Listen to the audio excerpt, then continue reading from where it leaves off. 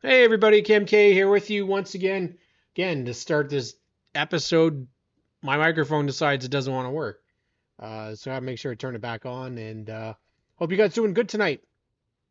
Jam-packed show tonight. We got double dose of Ontario Sportsman Series racers coming on to start the show, and then we'll have Sauble Speedway / Shawinigan Speedway's Alex Stewart, Trevor Culver from Delaware, the champion in the Super Stocks, and Street Stock champion at Full Throttle Motor Speedway, Sean Giesenhaus, is going to join us as well to end the show tonight. But to start us off, we have somebody who's coming back to the Ontario Sportsman Series in 2026. She was a part of it last year, but we're expecting a little bit longer of a race schedule for her in 2026. And she has the distinct pleasure of being the one and the only current female racer in the Ontario Sportsman Series. Um, Laura Authier is here, and she's got the Christmas tree in the background. She's got her OSS shirt. She's ready to go. Laura, it's almost like a present for you because you're getting to go back racing in the Ontario Sportsman Series next year. Yeah, we're really looking forward to it. We're just really busting our butts behind the scenes to try and get some marketing partners to kind of help back us up. So we've been working really, really hard with that, and hopefully we can come up with some leeway. And it's all going to depend on funding. So work our butts off here through the winter and see where we can get. Yeah, it's definitely going to be an interesting thing for you. I mean, initially last year we weren't really sure what kind of the schedule was going to be. A bit more dirt, a bit more asphalt. You were able to get that a little bit last year.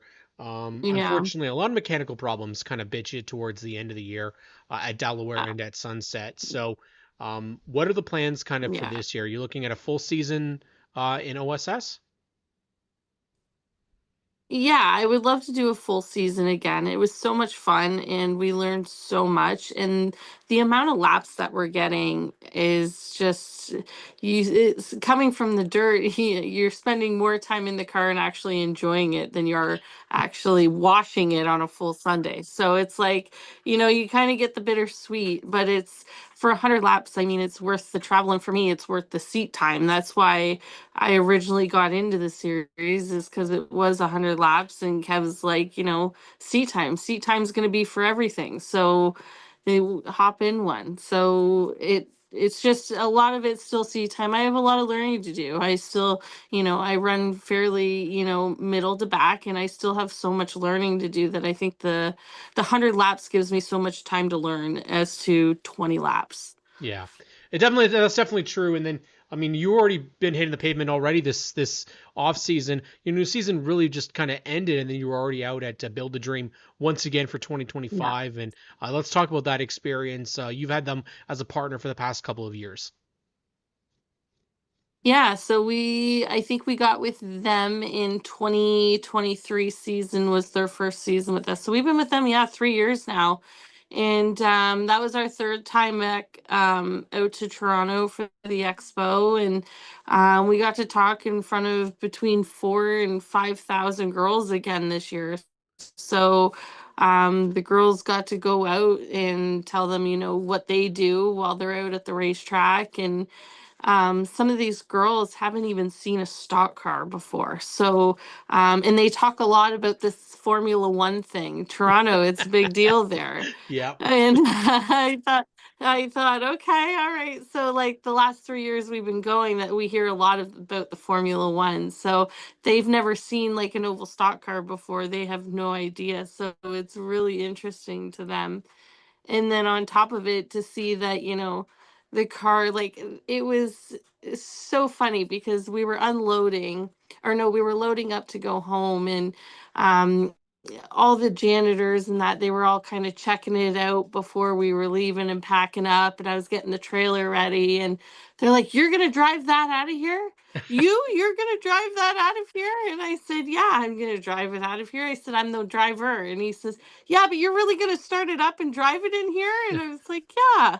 So I started up, and they just couldn't, they were like beside themselves. They had no idea. They were just like, "Wow, I've never seen this before." Like it was wild to them.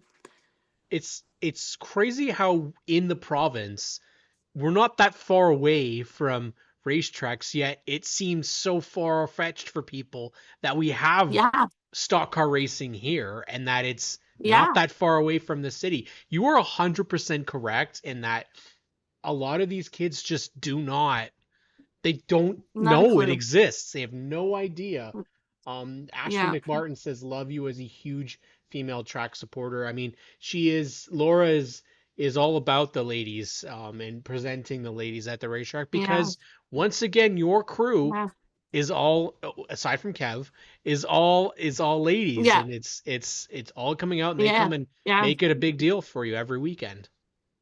Yeah, they do. And the support that I have from all of them is just mind blowing because, a couple of us are moms, others, some of us, most of us have full-time jobs, if not part-time jobs on top of it. And then we're balancing life and this and that, but yet they still make time to come out and help me and be, on this crazy journey. That's cool. So, but they have fun doing it too. I've got to know your thoughts because you obviously have raced in OSS for the last couple of years, and one of the tracks you're really, really good at is a track that we don't think is going to be on the schedule this year. We don't really know what's Yeah, happening to it. The last couple of trips you had at, yeah, I mean, Sunset Speedway, you had your best ever race. You were up yeah, as I think as high as fifth place at one point. And that yeah, was in yeah, your first full-time season.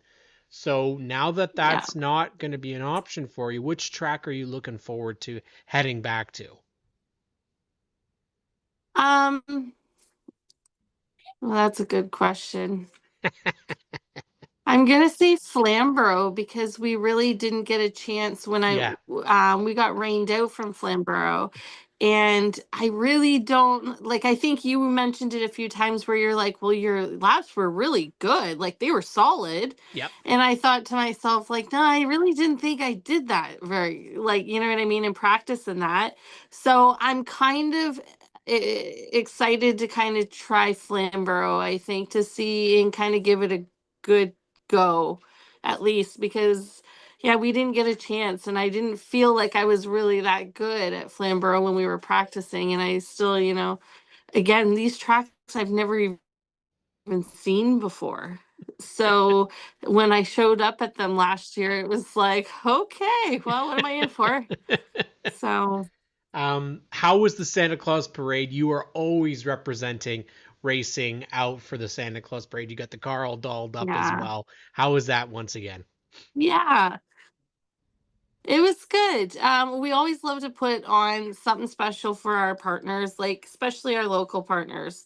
It's just another way for us to give back to them, and we enjoy going out and giving the kids candy or merchandise, or our hand or mighty wipes. Like we were giving out so much stuff throughout the whole night, and it's just and to see for me, I kind of only hand out to the young girls, and the other girls kind of hand out to just everybody. And it's the young girls that are usually just sitting there in their chair, the quiet ones that are just observing. And I'm like, I'm gonna go talk to her.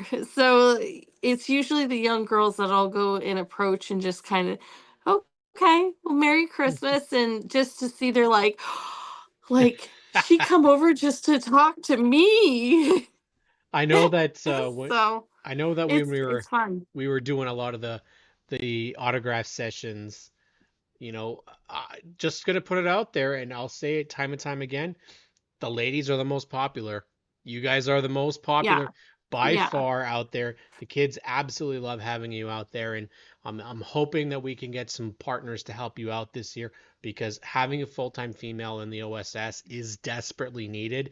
You are absolutely. only the third representative ever, only third female ever in the series. So you had the fourth now with Amber Balkan, but she wasn't full time either. So we need to get some full Yeah, timers back out there. Laura, how can people yeah, get in touch with you because you yeah. guys are so active on social media? Yeah, so you can get a hold of me, right? Private message me on Laura Author or Laura Author Racing Group. Um, LAR, as most people are finding it, or as also on TikTok and Instagram is at Dirt is My Glitter 30. And my email is Laura, Lora, Brown 24 at outlook.com through email. Well, you know that I can't wait to see you back out on the racetrack next year. I'm so excited for this. Yeah. Hopefully, Kev can get that car working 1,000% for you, and you can get out there and Yeah. beat him a couple times on the racetrack. I'm sure Well, you'd. yeah, I think that'll put him in his place maybe before we get hitched a little bit. I think so. I think gotta tone it down a little bit, right? Laura, thank you so much. Best for this holiday season, and we'll see you at the track. Merry Christmas. Bye, guys. That is Laura Authier from the Ontario Sportsman Series, and we go from Laura joining the Ontario Sportsman Series to another new competitor for the Ontario Sportsman Series. At least he was last year. He joins me now. Kyle Eisted from Steadfast Racing joins me. And Kyle, how was this first full season for you guys? I mean, it was intended to be the full season. You guys had to take a couple of breaks, but Yeah. a huge step for you guys to come from race basically running a couple of times in mini stock and now full season in the OSS. Beautiful number 79 Ford out there. One of only a couple of Fords out there, the Ford Mustang, mind you. So it was a tall task, but how did this year go for you? It went great. We learned a lot. We really loved the series. Everyone welcomed us with open arms. Mauricio and the staff at the OSS were great. All the competitors, just whatever we needed. We needed help or help with setup or parts on a race day. It's just everyone wanted to see us progress just as much as we did. So it was great. We learned a lot. We're ready for next year. I was going to ask, I assume that you guys are going to be back for a full slate in 2026. So what are your first objectives for the 2026 season? To get to the front. Okay, okay. uh, well, yeah, we're ready. We want to come out swinging. I unfortunately didn't get to race at Peterborough this past year, so that's one thing we're excited for is learning that track. But we learned a lot for our setup and gearing, and yeah, the crew's just been so dedicated, and we're really pumped, and we've got a good program. Gonna work over the off season and be ready. I mean, it's really difficult thing to kind of jump into a series like this because all Yeah. of a sudden you're not running at Flamborough Weekly every week. You're going all over the place and traveling. How much of that impacted you guys, or did you guys like that, like the traveling aspect of it? We've always wanted to do it. We talked about it even when we were running mini stock. It was like, okay, are we going to run all the specials at the end of the year? We unfortunately never got around to it, so it's kind of been a goal of ours. And we watched the OSS grow, and it suited our professionalism and our willingness to travel. It worked out really well for us. So there was some challenges, just the logistics and getting used to it, but. Yeah, it wasn't bad. We really enjoyed it. Well, you have a lot of racers in that division that you can rely on.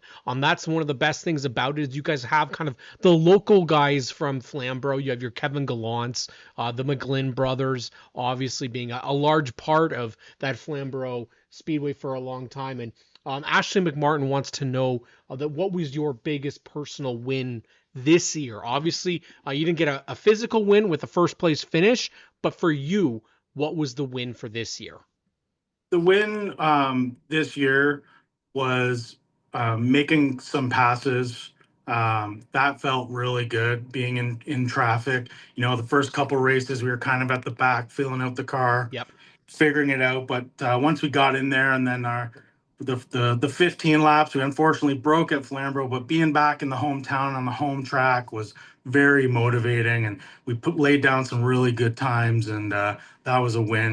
We even though we broke and only ran 14 laps, we were all smiles at the end of the night. So, yeah, those were the wins of the year for sure. There's a lot to be said about doing something like that. I think when you go out and you start your season at Delaware Speedway, and you guys are, let's just be blunt here, miles off the pace, and that's typical of everybody that joins OSS. Cooper Robertson was a bit of a rarity. We don't typically see guys that come straight in and then are running up front right away. Same with Derek McCullough, but that we expect from the guys that are running Delaware all the time.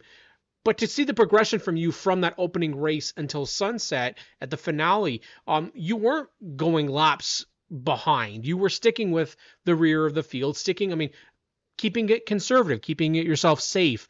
It is very hard to do that in this series because the lap cars are a big part of it. There's traffic all the time. It's not road course racing.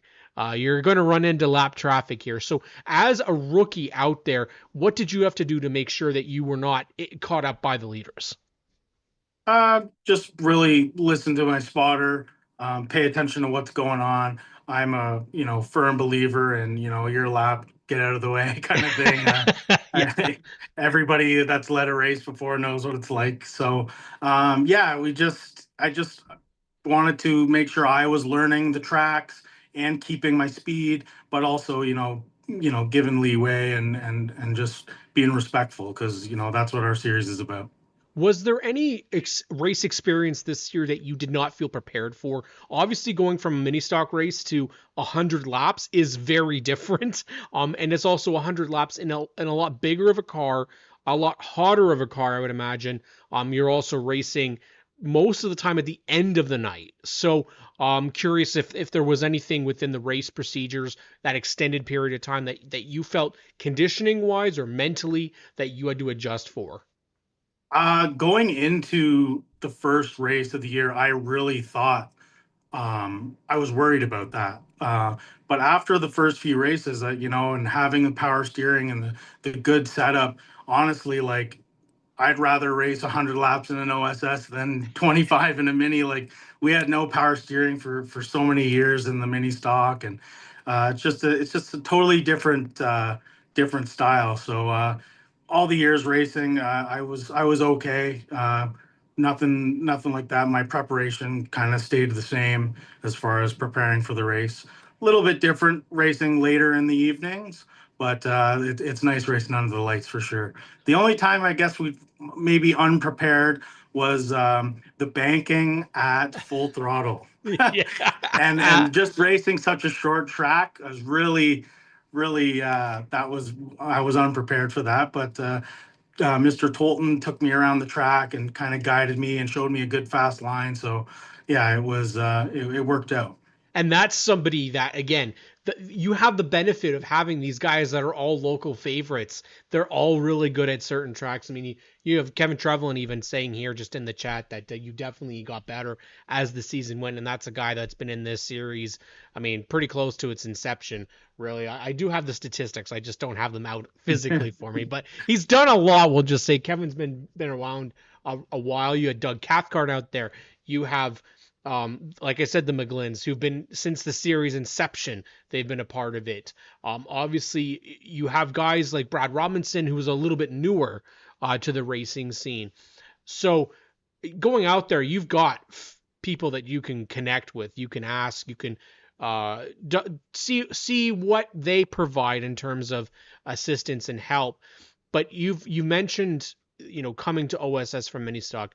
The big question I want to put out there is, what was the reason? We say that, yeah, you saw it was a bit of on a rise, but there's a huge change in going from a mini stock to a full on, like, former cast. Yours is a former NASCAR Canada car. That's a huge commitment financially, mentally, physically. But what was it that drew you especially to OSS? Was it those touring races? Was it the 100 laps? All the above? I just want to hear your thoughts. Kind of all the above. Okay. Like I said earlier, just really wanted to travel and racing mini stock for so long. I wanted a new challenge, kind of what was the next step. And there wasn't much as far as that at Flamborough Weekly. Yeah. And also the schedule. I got a Yeah. young family. Yeah, there's lots of dedication behind this team, but 10 races is manageable as far as, family life and race life. So that was a big thing too. Um, yeah, and at the time we were doing well in the mini stocks at Flamborough, but we just wanted to do something new, and yeah, that was our choice. So what would you recommend, or what would your voice be to the others that maybe were would considering coming to OSS? What is the drawing point? The drawing point is the fun you can have behind it. Like, Nice. we had a blast all year. There was a highs and lows, but just so much fun, and then the memories you're making, different tracks, and meeting different people and learning new things. Like, anybody out there that really wants to take the next step and or progress in any series, but yeah, the OSS for sure. Like, just try and do it. You definitely won't regret it. I love this. I love seeing the passion. I love seeing the excitement. It's why I was drawn to the OSS so many years ago to be a part of that and to work for it. I am so happy to see you going out there, running well, a beautiful looking race car. I am all for more Mustangs out there. They're really, really nice looking cars. Kyle, I want to thank you for coming on the show. We're definitely going to have you on next year as well. I want to hear from you throughout the season. Thank you so much for taking some time and chatting with me tonight. Great. Thanks for having me, Cam. I really appreciate it. Anytime. That is our friend out at in the OSS, Kyle Eisted, who we'll definitely have on a couple more times. This year is a great conversation, man. I got to know Kyle this past year. I talked to him a little bit, and someone who I'm not new with. I've known him for geez, since 2022 actually. It's been a long time that I've known Alex Stewart, and I had to have Alex on this year because he's been a busy man. He's been racing literally I think almost every week it feels like Sauble Speedway out there helping CGC Racing, being a part of their program, and then of course racing on the dirt. He's got a new car coming home to him this year. So Alex, as a whole for last year, what would you say as a grade? I guess if you were going back to elementary school, would you give yourself an A, a B, a C, or would you fail?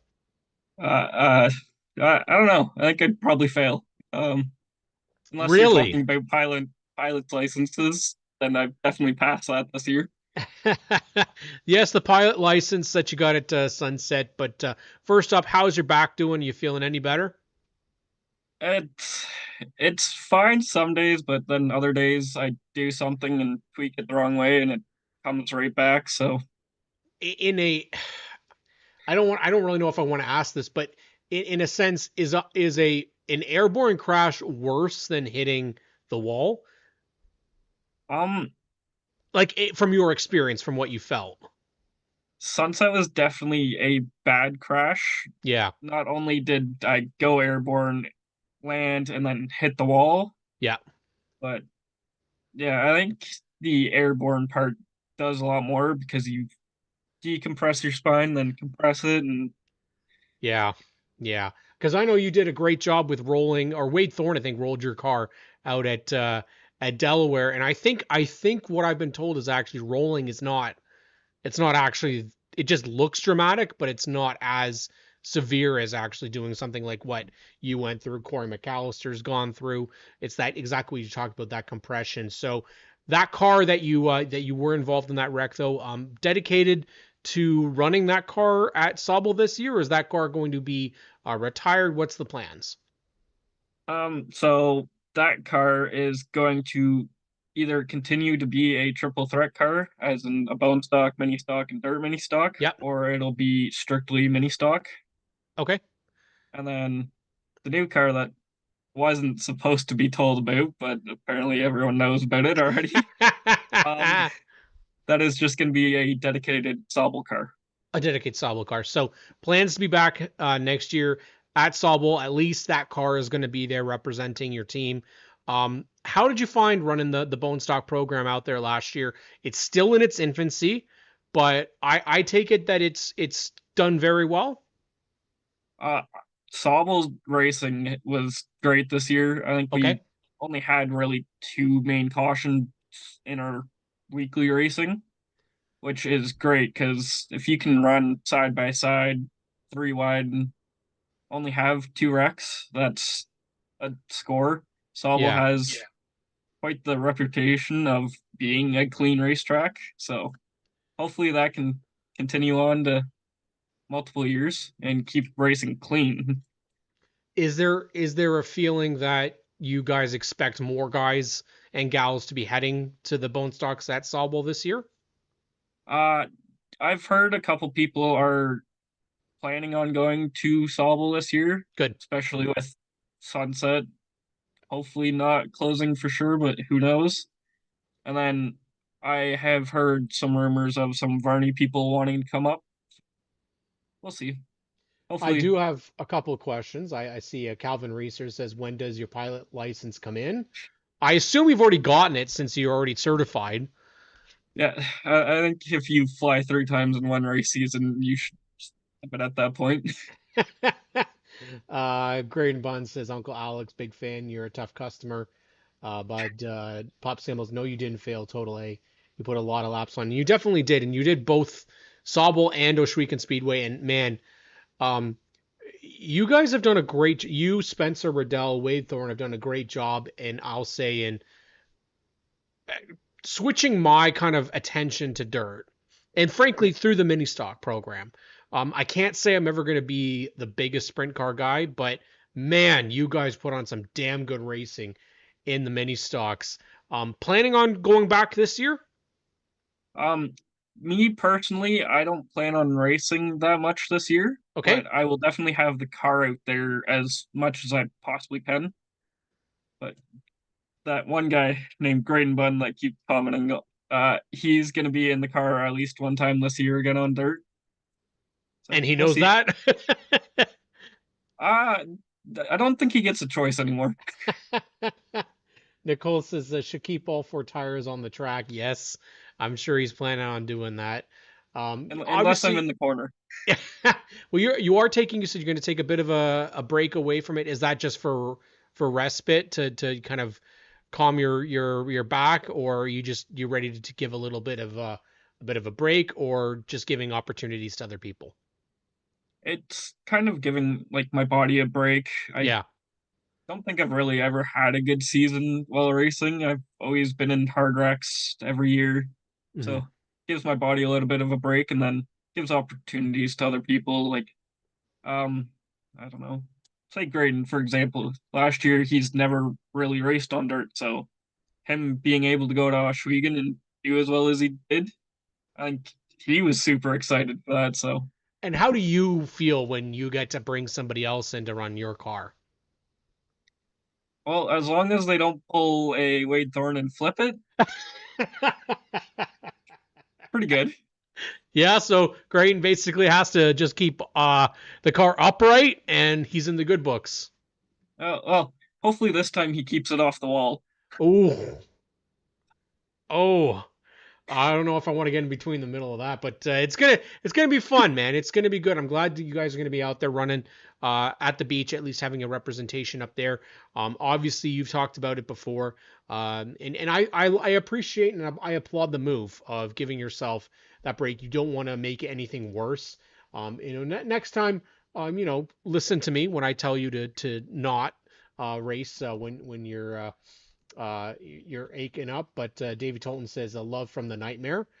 Um, if there is an opportunity for you again to do some invitational races next year, I'm assuming you would potentially be interested in doing those maybe towards the end of the year, or same thing, planning on we'll see, or waiting till the end of the year to kind of decide that. Yeah, well, hopefully they have the mini stock triple again, because I would Mm. definitely do that again. Uh, Probably do one or two races at Oshwegan, and then who knows? There's some talks about something else coming to Sobel this year, but it's not confirmed yet, Okay. so we'll see. I'm interested because I'd like to know what that is. Nicole Givens says you're getting old. Man, she is just on fire tonight.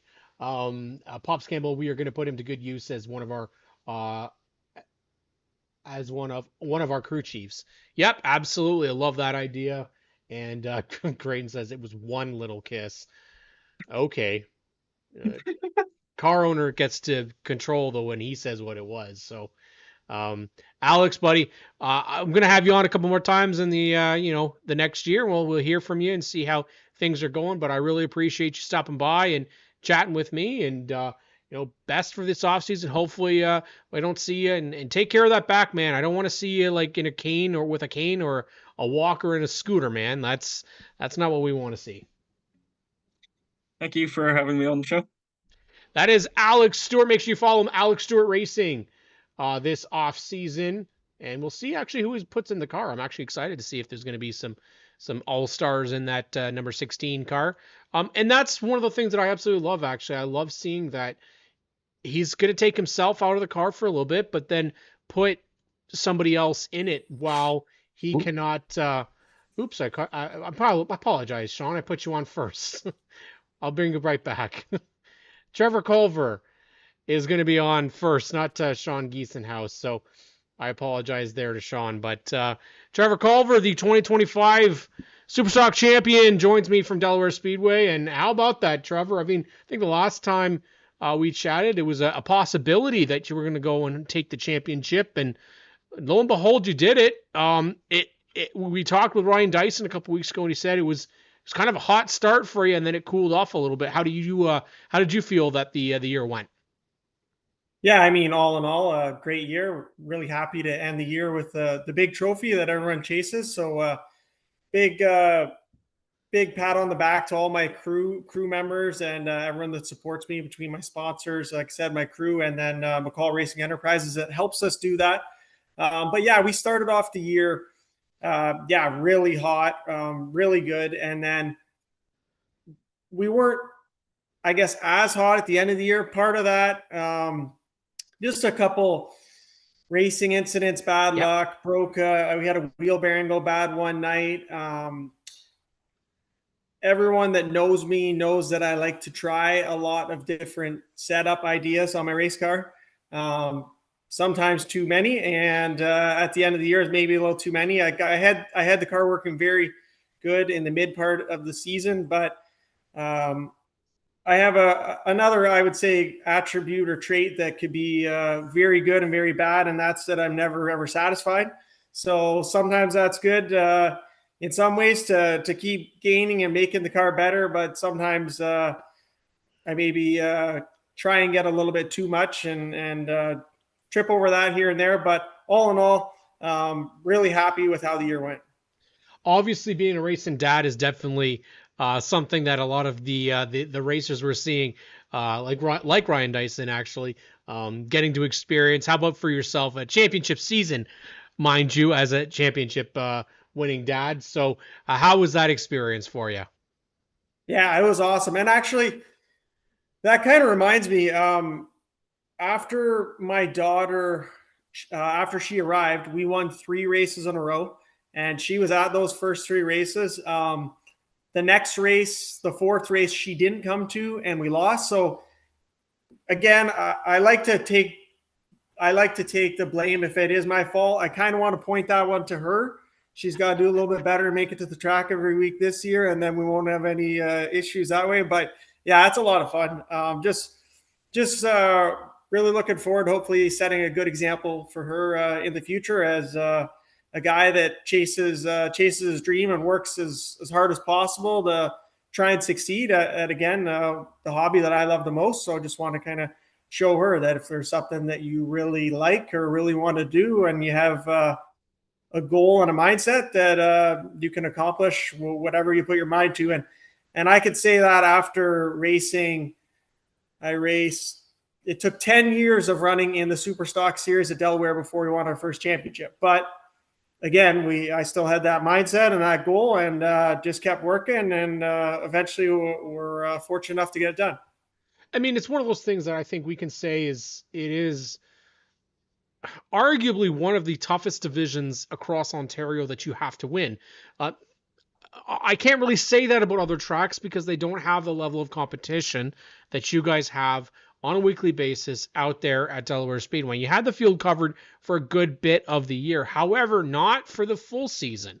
All of a sudden you had names like, I'm going to put them out there.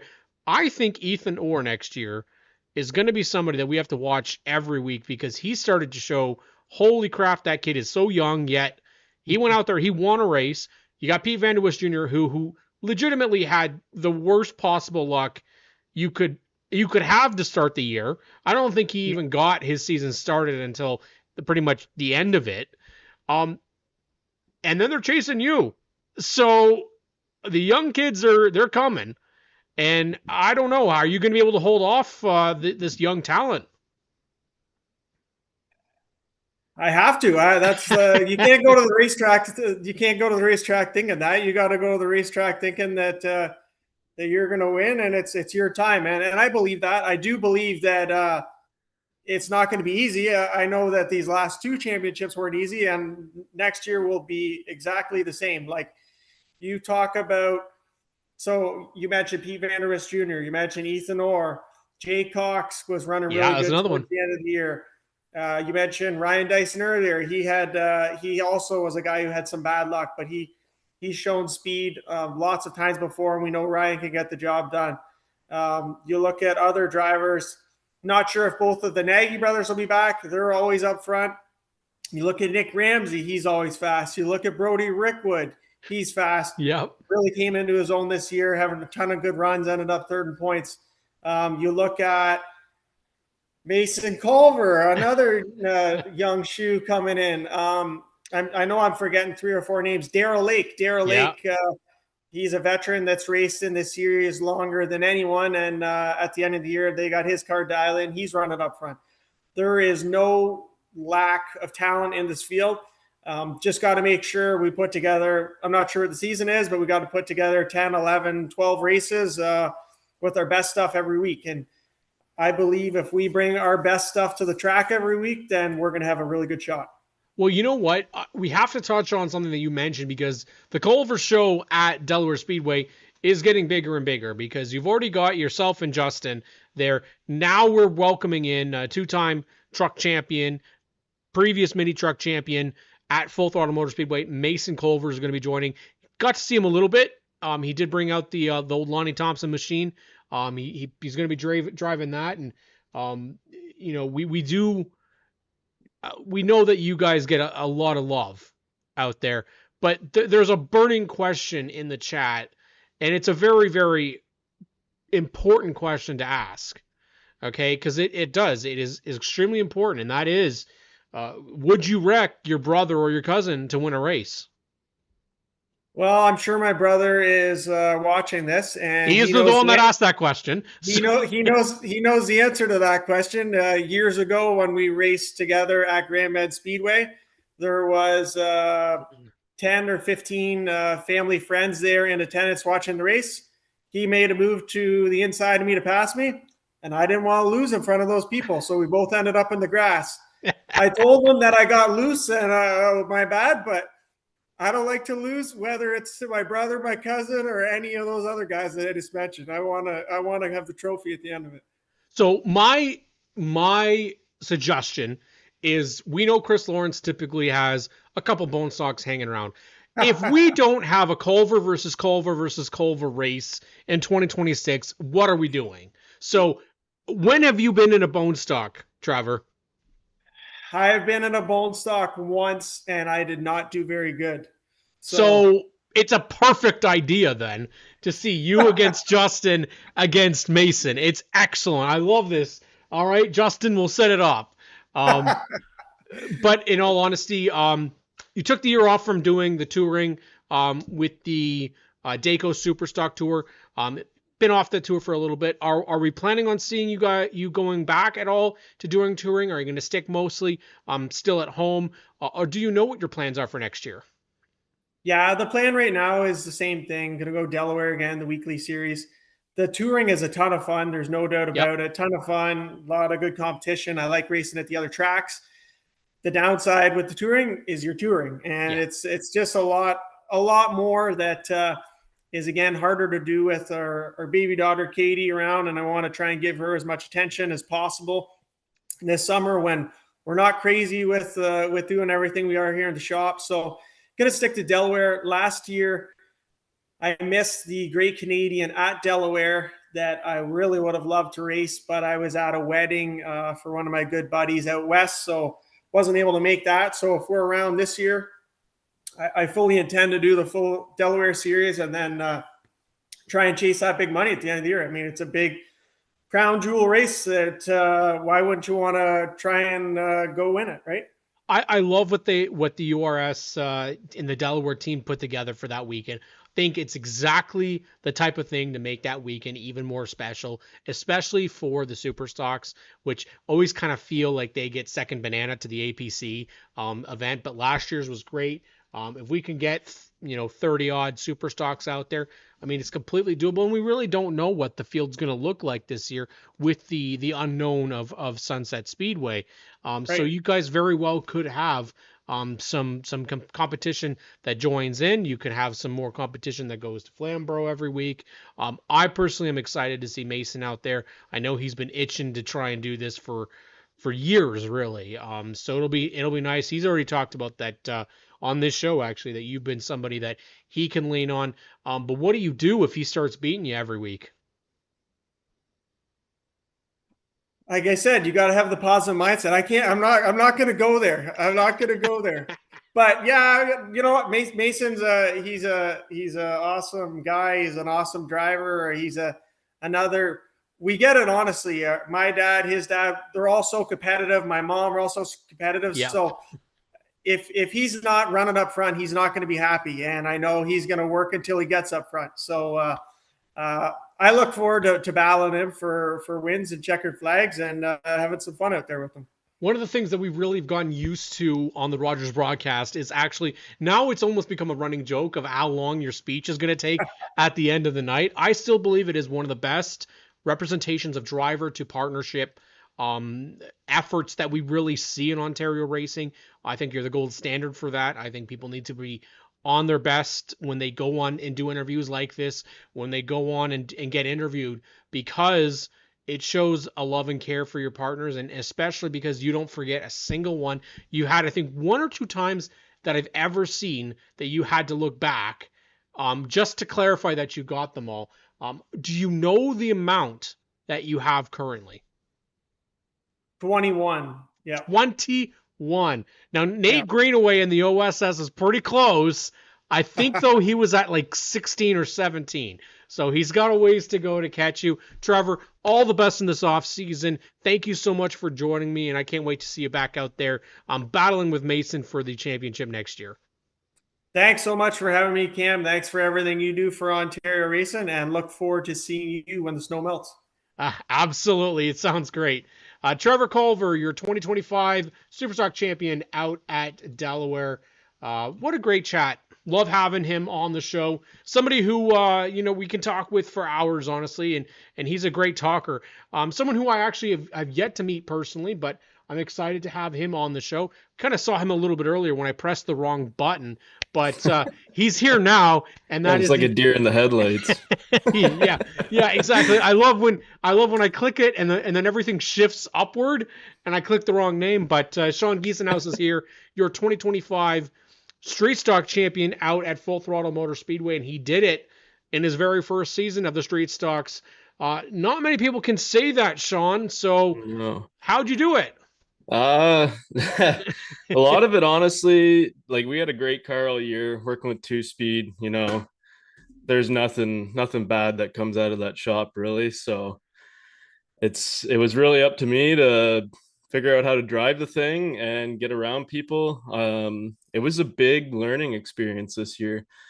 First race, I think I lasted 4 laps on the 50-lap features. So I that believe was a pretty early night. Yep. Had to pack it in. But then those 4 laps, I think I learned to pile in that alone and just brought that on throughout the season. I mean, it didn't take long to get to victory lane. We can easily say that this field is one of the more stacked in the Ontario realm of racing. I got a really good experience getting to see them at Sunset Speedway. And I fell in love all over again with these cars, man. You got an amazing field out there. but getting your first win is always the most. They say it's the most difficult. Does that ring true? For sure. The first part of the year, I had to start at the back of the field being a rookie, so it was Right. a lot of figuring out how to get around people. And then I remember, because we draw trips, I remember drawing a chip, and Katie was like, "If I start you at the front, are you gonna wreck the field?" And I was like, "I don't know. We'll see what happens." And that was actually the one that the first win. So we just kind of got out there, got pole, and led every lap. It's a daunting task for new racers to get out there and lead laps. I think it's harder at Varney than probably anywhere because you really do not have Yeah. room to make any sort of mistakes. However, you were a rookie. So mistakes did happen. They Oh will yeah. continue to happen. Racing is racing. Yep. But when you did have those mistakes, how were you able to come out of it? Because as we say, like it's either you end up in the wall or you you make a smaller mistake and you lose position. So, Yeah. what was, let's just say, what was one of those mistakes that you feel that you were able to overcome? Um, there was a lot of things, even like prepping work in the pits, making sure Hmm. that like we're getting everything done, and not really slacking on that, not leaving it to the last minute. We had a few times because we run double features, Yeah. so like even after the first race, like making sure we're in there checking over everything, making sure we're ready to go, because there's a lot of nights where things move really fast. And it can sneak up on you when you get out there. But yeah, like everything this year, like even getting into some bumps with some other people, just taking everything as a learning experience and trying to grow from that. A lot of watching the videos back too, and kind of seeing from a different perspective, because when you're in the car, like you kind of see, you know, just the tip of the iceberg Yeah. compared to what's actually going on. So being able to like look back at the videos and see what actually happened around me and how I handled different situations, and having kind of an outside point of view And was a big part of growing. you're out there, you're battling too with guys and gals that are really experienced. Now, obviously, Luke Boss, Jake Yeah. Party, Andrea Clark, and then of course you've got the veterans and Mark King, Jim Farrier. Yep. You've got people that have been doing this shit for a while, and Hmm. then all of a sudden here you come and you're battling for the championship with them, battling Drew Richardson every week, battling Andrea or Jake for wins. Now all of a sudden you find yourself in a position where you can potentially get the points lead. You get the points lead. Now all of a sudden you have to hold it Yeah. for the rest of the year. Talk about that experience going from being a rookie that's just trying to win a race. Now you're trying to hold everybody behind you.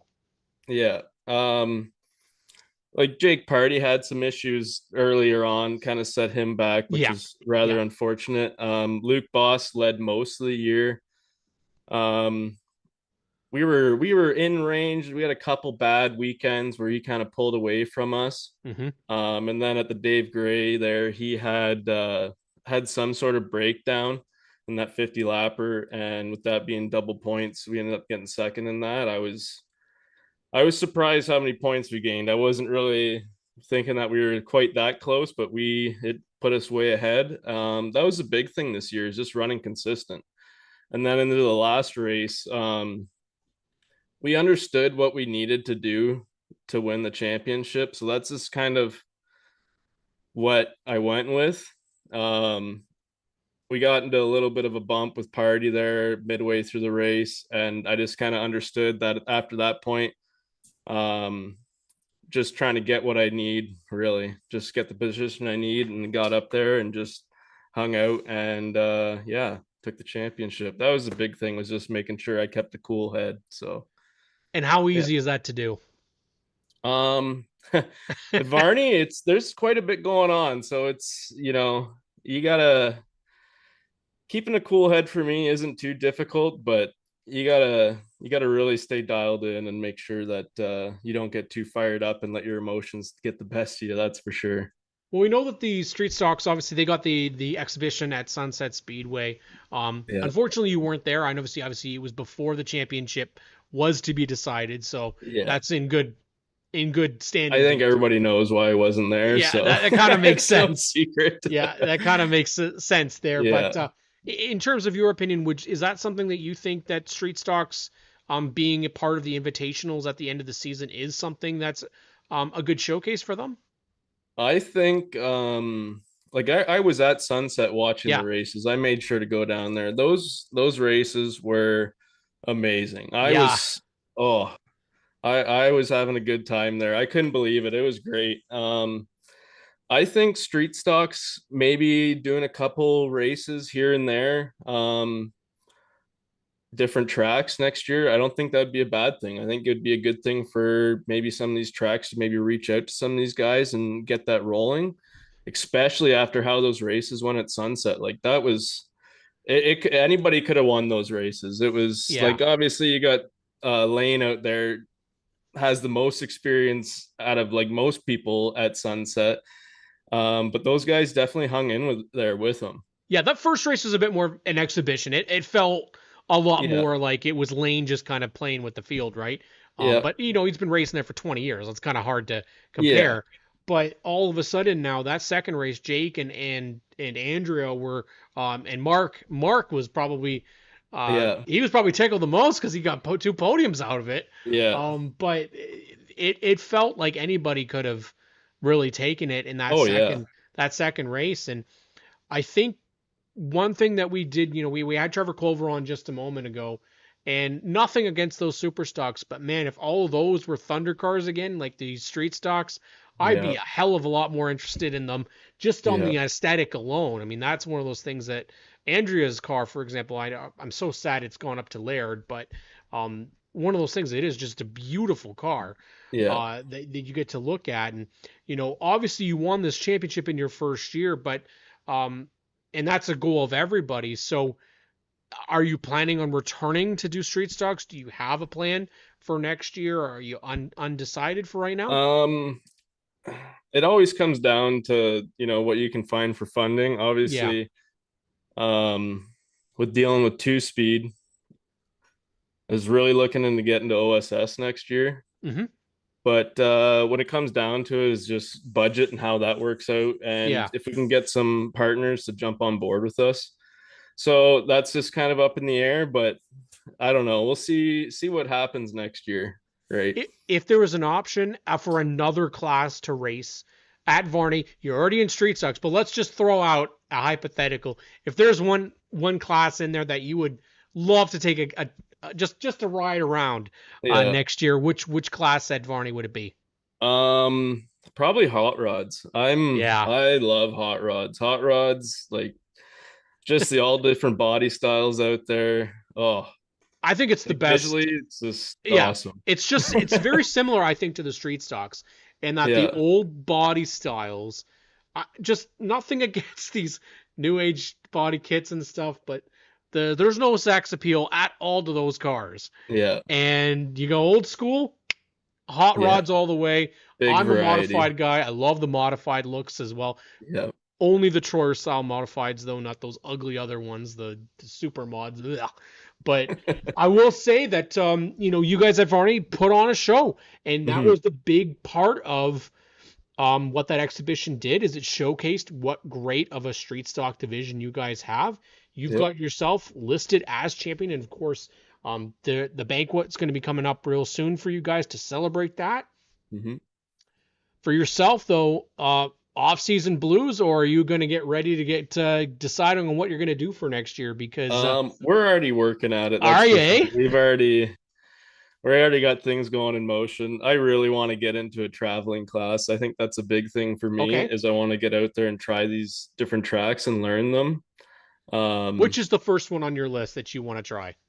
I think Delaware is a big one. Anytime you go to Delaware, especially from something like Varney, it's kind of like complete different, right? Yeah. Like it's a lot bigger track compared to Varney. I feel like I'm going to be hanging out in the straightaway feeling like, are we at the turn yet? Because how Varney is, but what's the street stock? I think Delaware is a big one for me. Is street stocks V6, right? Or is it V8? V8. So you could technically take the street stock and run the V8 class. I know it's under the timed deal, Yeah, I but don't. Yeah. still, I mean, get out there and try that. I for one, I've said it before on our podcasts that there's no feeling like the rumble at Delaware, especially when you go for like the APC events, when Hmm. those cars all come around turn 4 and you feel them coming straight towards you. Nothing better than that. Oh And I yeah. think you go out there and you be a part of that field driving on that track, it Yeah. definitely would give you a different experience than what Varney would be because Yeah, it that's definitely a track I would look forward to. That's for sure. you got the Varney Bristol, and then you've got kind of almost a Talladega feeling of sorts Yeah. at Delaware. But Sean, congratulations, my friend, on winning the 2025 championship. We'll definitely have you on the show again in the season, and best Yep. of luck in the off season. Awesome. Thank you so much. Not a problem. Sean Giesenhaus here on ONTrack Weekly. Great conversation. Great guy. I'm glad I got to have him on the show. Really would have to like to have him on again. But thank you to all of our guests tonight. Episode 160 of the show. Really fun to have people from all across motorsports being a part of this. Sean, obviously from Full Throttle Motor Speedway Travel from Delaware. Alex Stewart, kind of Oshweek Sobel, and then 2 traveling racers with the Ontario Sportsman Series. Likely what we're going to try and do for ONTrack Weekly is have some themed nights. Yes, so track specific and series specific, having multiple guests from the same divisions or from the same tracks, some as a way to kind of dedicate the night to a specific facility. We always want to be fresh, always want to be new, want to have some new experiences here, and trying to get as many different people within that racing community showcased here on GeForce TV. And I really appreciate each and every one of you tuning in tonight. Obviously, viewership is dipping at this time of the year. It always does. So we get towards the holiday season. People are kind of winding down their racing for the year. But I want to thank those that came out and participated, that were a part of the show. If you left a comment, if you liked, please like and share. Of course, subscribe to GeForce TV. We are here all off season long. We got podcasts with Race Rivals Race Chat tomorrow. Adam Ross and Clinton Jeffrey have me every Monday. And then every other week you have Nikki and her podcast as well. Keep it tuned. Keep it locked here on GeForce TV, ONTrack Weekly, here every Monday, 8:30 to 9:30. Thank you so much for watching, everybody. We'll catch you next week.